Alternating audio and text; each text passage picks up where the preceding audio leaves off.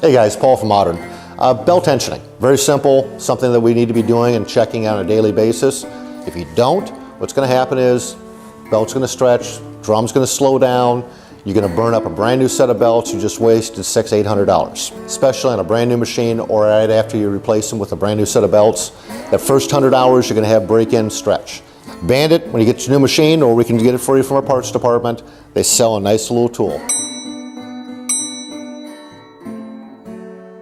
Dual purpose, not only does it give you belt tensioning, but the other end is actually your anvil gap settings. Machine shut off, nothing's turning, belt stopped, belt tensioner goes in. What we're looking for is less than 3/8 inch of deflection and about 100 pounds of pressure.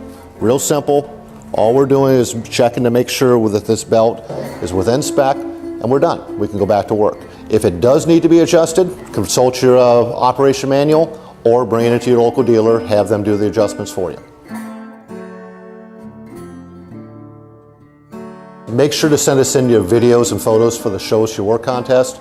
Also, please click the subscribe button below for more tips and videos on maintenance.